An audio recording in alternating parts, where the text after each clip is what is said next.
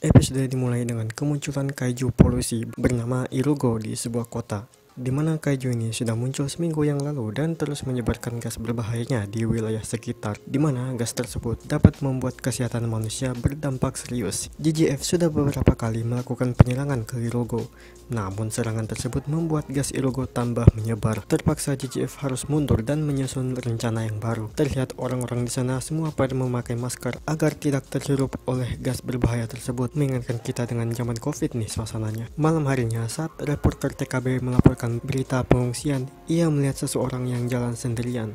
Ternyata itu adalah Gento yang ditelepon oleh Teruaki. Teruaki memberitahu ke Gento bahwa Irugo adalah kaiju dari antariksa dan tidak terikat oleh sel makhluk bumi lainnya, dan ia pun kabur saat reporter TKB nyamperin ke Gento. Gento pun pulang ke rumahnya. Dia menanyakan tentang Jun. Istrinya menjawab Jun sudah tertidur dan dia sudah menunggu Gento dari tadi. Namun Gento pulang larut malam, makanya Jun selalu memikirkannya. Ya gimana enggak, sang anak yang khawatir dengan kabar pulang ayahnya. Satoko menunjukkan sebuah gelang di mana Jun membuatnya di sekolah, dan itu merupakan hadiah untuk Gento. Dan Satoko meminta ke Gento untuk memakainya saat menemui Jun. Keesokan harinya, Retsu menyuruh Scar untuk menghentikan investigasinya karena JJF dan peneliti kaiju saja yang akan menginvestigasi kaiju tersebut. Sementara Scar hanya diam dan menunggu untuk perintah selanjutnya. Saat Gento menanyakan alasannya apa, itu tidak penting bagi Retsu untuk menjawabnya. Dia juga menanyakan keberadaan Emi Aobe. Gento berjawab dia cuma keliling-keliling gak jelas kemana. Di sini kita lihat Retsu gak marah-marah, tapi sebenarnya dia sudah marah-marah dari awal karena Teruaki mengatakan apakah Retsu pernah untuk tidak marah-marah sebelumnya. Ya ini kejadiannya off screen lah. Gento juga sudah terbiasa dengan sikap Retsu dan menyuruh Scar untuk tetap melanjutkan investigasi. Untuk berjaga-jaga kalau situasinya buruk, mereka bakal turun tangan juga pastinya. Di loker, Gento dan Emi membicarakan tentang third wave yang kemungkinan adalah Irugo karena ia berasal dari antariksa dan selalu diurus oleh JJF karena di wave sebelumnya juga merupakan kaiju antariksa, di mana kaiju tersebut dikategorikan sebagai V99 yang infonya sangat rapat-rapat. Jadi makanya mereka menyuruh Scar untuk menghentikan investigasinya. Gento menanyakan ke Emi apa itu V99.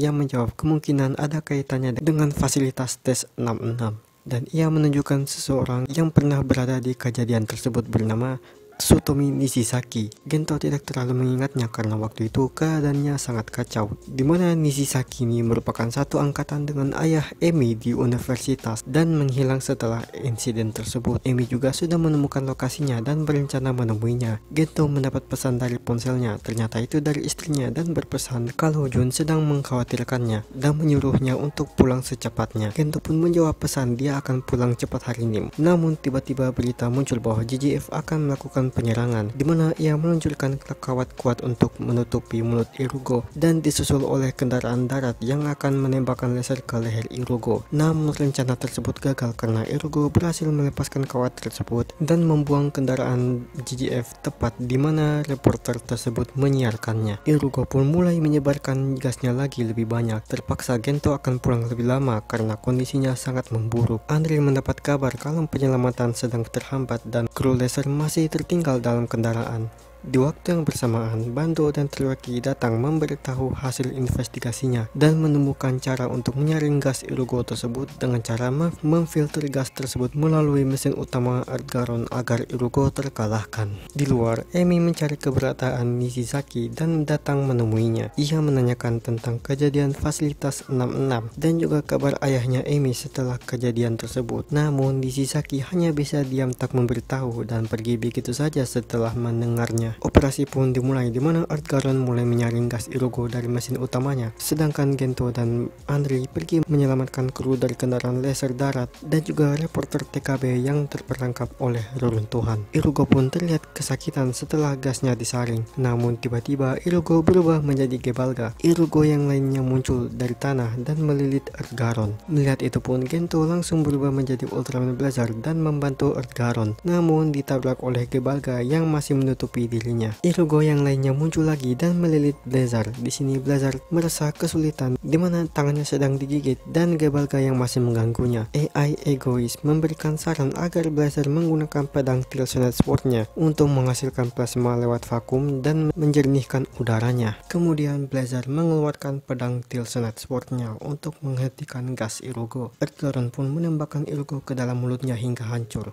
dan disusul dengan Blazer yang berhasil menebas Irugo dan Gebalga. Tingkat polusi udara sudah kembali normal berkat Ultraman dan GGF. Terlihat Nishizaki kembali nyamperin Emi.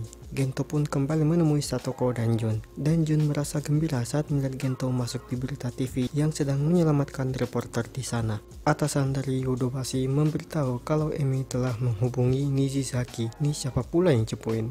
Dan episode pun diakhiri dengan Irugo yang lainnya muncul lagi. Yap, overall ini adalah episode yang cukup bagus dari segi ceritanya. Apalagi ini membawa kembali tentang V99 dan juga penyelidikan Emi Aobe mengenai hilangnya ayahnya saat insiden 3 tahun yang lalu. Karena di beberapa episode sebelumnya berasa kayak filler setelah dari episode 14. Ya ada sih yang gak filler-filler juga seperti di episode 16 mengenai ketakutan Emi Aobe. Ya mungkin ini ada kaitannya dengan apa yang dihadapi untuk menyelidiki insiden tersebut. Mengenai kaiju Irugo, dia benar-benar kaiju ruang angkasa dan satu entitas dengan Gebalga dan kemungkinan termasuk third wave juga. Sebelumnya gua berteori di short kalau Irugo ini kaiju eksperimen Nova Io karena memiliki gas kimia yang berbahaya, sedangkan Nova Io merupakan perusahaan kimia. Makanya di episode kemarin ada tulisan Nova Io segera kembali di sana. Namun di sini teorinya sudah benar-benar miss banget malah, karena mungkin cuma aku saja yang mikir kayak gitu. Enggak tahu kalau kalian bagaimana. Ya siapa tahu aja kan benar. Kayak Asakage di Ultraman Decker yang ngira dia villain, malah beneran villain dong. Jadi benar-benar sesuai dengan di deskripsi mainannya. Walaupun enggak dijelasin kapan Irugo ini turun ke bumi. Kalaupun kejadiannya off screen, harusnya disinggung dikit kayak Retsu yang marah-marah di awal walau off screen.